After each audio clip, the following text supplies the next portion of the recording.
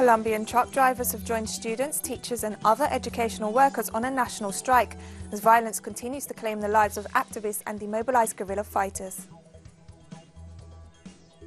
Former President of Bolivia, Evo Morales, has condemned the decision to ban him from standing as a senator in the upcoming general elections. Iran saw a massive turnout in parliamentary elections this Friday, the initial results of which are expected to be announced on Saturday. From the headquarters of Telesur English in Havana, Cuba, this is From the South, I'm Katrina Goss.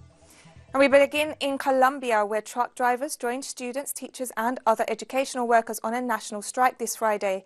On the second day of the industrial action, the march is extended outside of the authorised zones. The drivers are protesting against the traffic restrictions recently imposed by the Colombian government in Bogotá, which mean that only trucks that have been in use for less than 20 years can circulate. While the measures have environmental protection objectives, they also threaten truckers' livelihoods. On the other hand, the Colombian Federation of Education Workers and Bogotá's District Association of Educators are demanding employment guarantees and an end to threats and assassinations of teachers. And the Colombian Supreme Court of Justice opened an investigation into Senator Arturo Char for his alleged links to the escape of former Senator Ida Milano, now detained in Venezuela. The court declared that the criticism and accusations against Senator Arturo Char regarding the events of October 1st could be closely related to possible electoral corruption. In this regard, the court ordered to extend the previous investigation for alleged harmful conduct against democratic participation and alleged intervention by Senator Char in the prisoner escape undertaken by Ida Milano. Finally, the court decides to hear Ida Milano's statements via video conference. And the widespread violence in Colombia continues. This Friday brought news of the assassination of former guerrilla fighter Winston Moreno in Chocó department. Congressman for the Common Alternative Revolutionary Force, Omar Restrepo, denounced the assassination of yet another demobilized guerrilla, signatory to the peace accords, due to continued hatred and the indifference of the Colombian state. Previously, news came of the murder of Yuri Ortiz Moreno, a 17-year-old youth leader in the town of Segovia, Antioquia department. Both victims join a long list of those killed in Colombia. The assassinations occurred 2 days before a peace march convened for this Sunday, February 23rd, to demonstrate against these violent acts. And turning to Bolivia, former President Evo Morales has condemned the decision by the Bolivian electoral authorities to ban him from standing for a seat in the Senate. In a press conference from Buenos Aires alongside his attorneys, Morales considered the move an attack on Bolivian democracy. With this decision, some members of the Supreme Electoral Court are threatening the possibility of having clean and transparent elections. With this decision, unfortunately, the Supreme Electoral Court serves the dictatorship and the United States policy.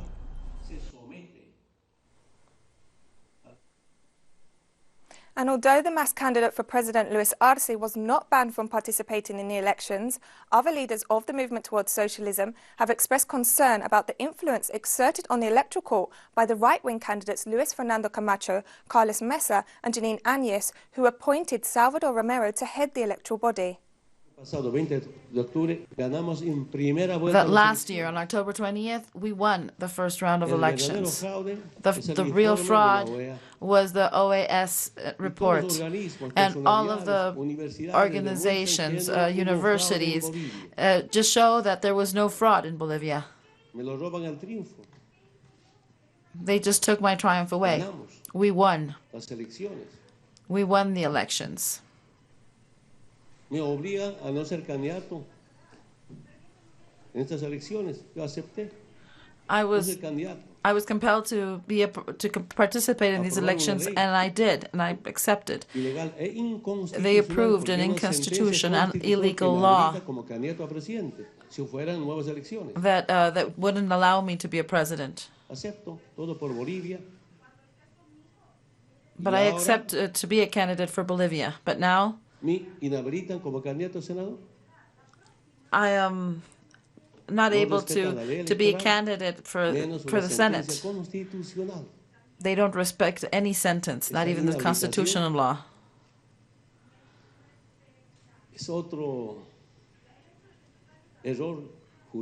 This is a judicial mistake.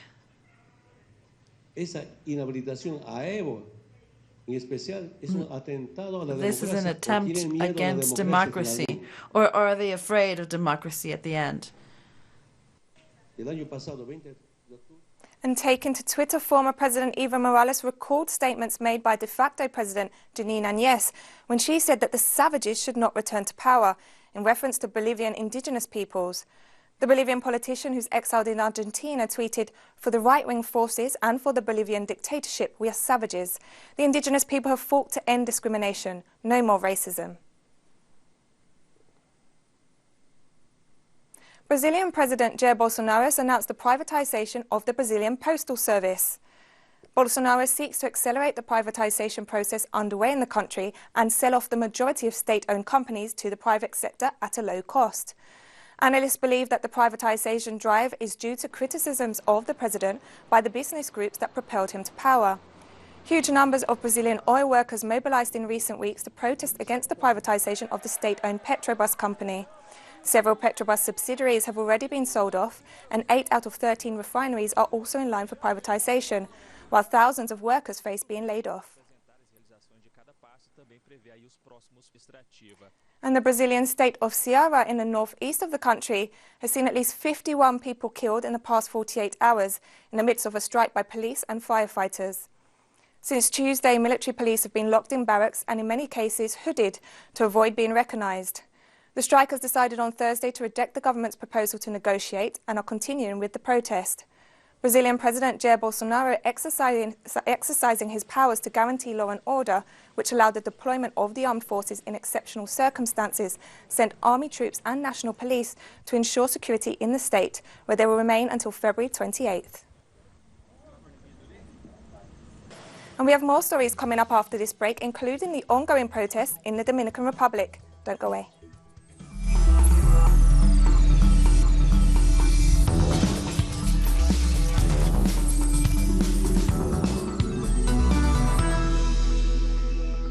Welcome back. And we start in the Dominican Republic, where thousands have taken to the streets to protest the suspension of municipal elections on Sunday. The protests in front of the headquarters of the Central Electoral Board entered their 5th consecutive day this Friday, with growing citizen participation. The board suspended the elections after 4 hours of voting due to alleged glitches in the electronic voting system. Thousands of mainly young people are taking part in the rallies to demand explanations and express their discontent with both the Electoral Board and the Dominican government. The elections were rescheduled for March 15th. And continuing with the issue of the elections in the Dominican Republic, the Superior Electoral Court declared a complaint submitted against the Electoral Board inadmissible due to a lack of legal grounds. Judge Roman Hasquez, President of the court, on reading out the ruling, assured that it was unanimously approved. The court accepted the arguments of the defence of the electoral body after assuring that the demands of the plaintiffs were satisfied with the board's announcement of the extraordinary elections to be held on March 15th, using only paper ballots.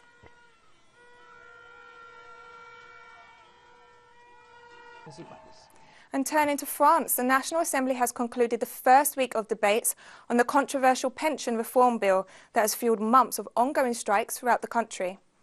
The debate regarding the bill started on Monday in the French capital. The majority of unions are opposed to President Emmanuel Macron's pension reform, which would eliminate the current 42 pension schemes to replace them with a single points-based system.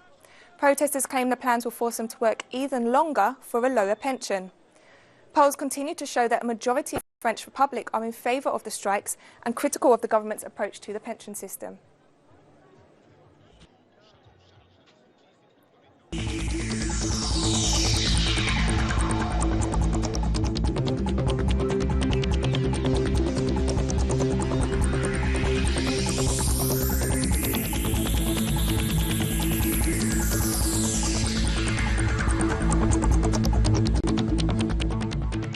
The COVID-19 death toll in China increased this Thursday by 118 for a total of 2,336.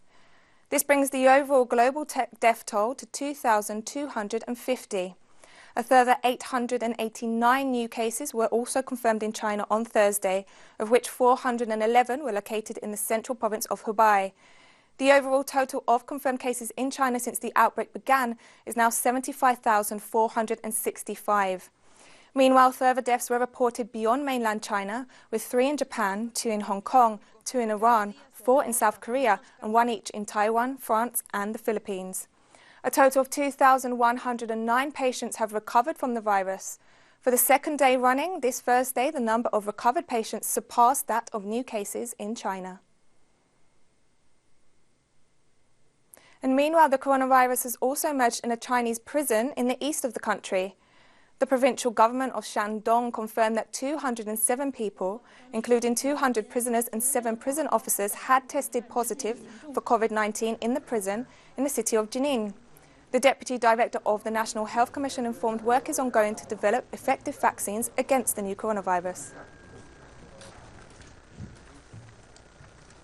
And South Korea reported 100 new confirmed cases of the coronavirus on Friday, taking the national total to 204, the majority of which located in Daegu, the country's 4th largest city. Most of the new cases have been traced back to a 61-year-old woman who had taken part in services at a Daegu church, according to authorities. Local residents and shopkeepers said the church held crowded services several times a week. Authorities fear the large gatherings played a part in the spread of the virus. Health officials informed more than 500 people in the city were showing symptoms of the virus as of Friday, and tests were ongoing.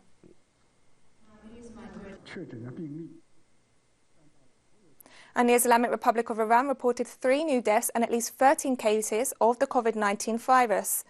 A spokesperson for the Iranian Ministry of Health confirmed the death of 3 people in the city of Qom, about 230 kilometers southwest of the capital of Tehran. The total death toll in the country now stands at 5. Patients who tested positive have been quarantined in the city of Postal. Meanwhile, President Hassan Rouhani ordered the creation of a special team and a centre to combat and prevent the spread of the coronavirus, where the new cases will be treated. Government spokesperson Ali Rabai called on the population to follow the recommendations published by the Ministry of Health to reduce the risk of infection. Thailand's opposition Future Forward Party, the 3rd largest force in parliament and opposed to the pro-military elite, was dissolved this Friday by the Constitutional Court as part of a controversial sentence linked to a loan. The court ruled a loan to the party by its founder, Thanathorn Juangrungrankit, was illegal. The party has been a fierce critic of the present government, which is the successor to the previous military junta that ruled the country from 2014 to 2019. The party's founder has defended the legality of the loan, valued at $6 million. The money was used to finance the 2019 election campaign. The party is paying back the loan amount plus interest.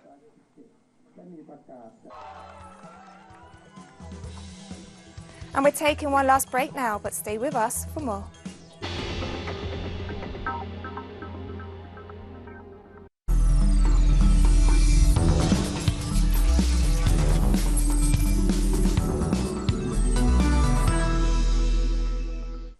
Welcome back.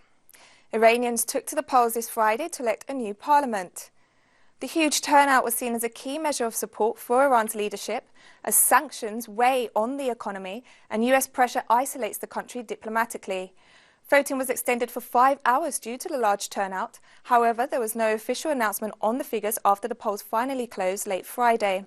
Initial results are expected to be announced on Saturday. Nearly 58 million Iranians out of a total population of more than 80 million were eligible to vote. Turnout in previous parliamentary elections in Iran has been over 50%. In 2016, it was nearly 62%. And speaking in the context of the elections, President of Iran Hassan Rouhani referred to the democratic path his country has followed in the past 40 years.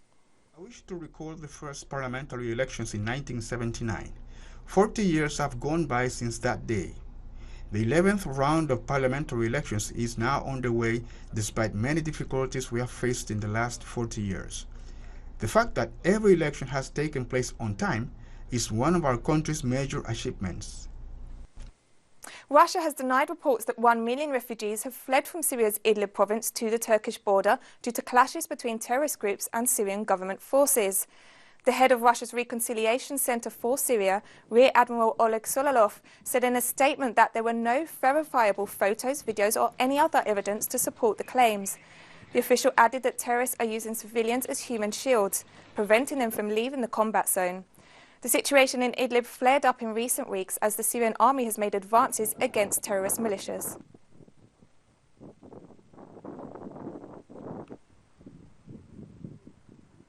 Yemen's Houthis have launched fresh missile and drone attacks on Saudi Arabian state oil facilities. Yemen's Houthi-allied armed forces launched an attack on vital facilities belonging to the Saudi Aramco company in Saudi Arabia's western province of Al-Madinah. The attack took place on Friday and involved the launching of both ballistic missiles and drones. It came in retaliation for deadly Saudi attacks in the western Yemeni Al-Draf province last Friday.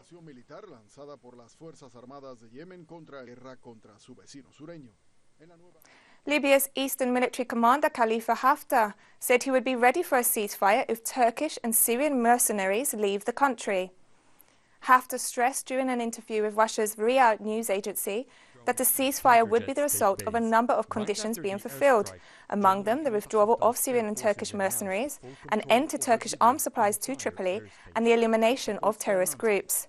The internationally recognized government of Libya on Tuesday suspended talks hosted by the United Nations to halt the conflict in Tripoli after Eastern forces attacked the capital's port, killing 3 people and almost hitting a highly explosive gas tanker.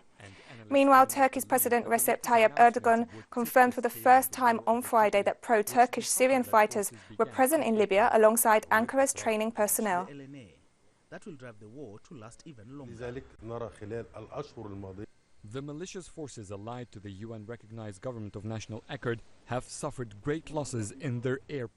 Zimbabwe has announced a legislative reform that will see farms on its most arable land restricted to 250 hectares per farm, a move that will see several farms reduced in size. According to the government, the rationale behind the move is to provide more people with access to land and to improve productivity. The country has been undergoing a controversial land reform program since the year 2000. Many farms lie idle or are underused, while the country faces food insecurity, crippling drought and energy shortages. The southern African country imports the bulk of its food, including staples such as corn, wheat and soya. While some analysts say the move to cut farm sizes is aimed at improving output, others are sceptical, saying that without restoring land rights, farmers will find it hard to invest.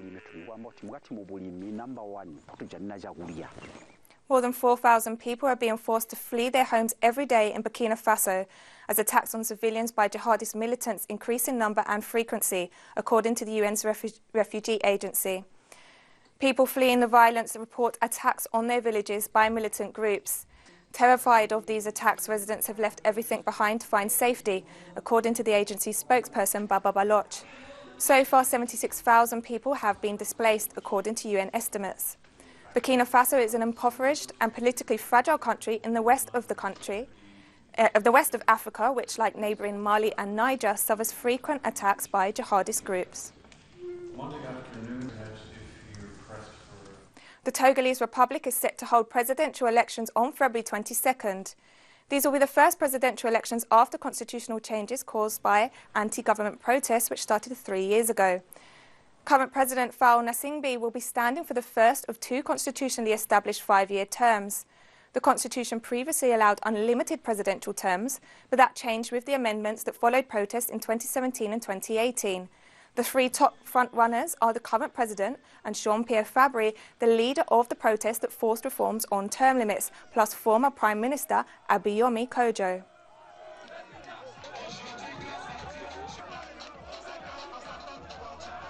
And carnival season has arrived in several Latin American countries. These festivities are usually associated with the massive parades of Rio de Janeiro, the street celebrations in Uruguay and Argentina, or the indigenous traditions of Bolivia. Various forms of dance and music bring these massive parties to life. Let's take a look at some images.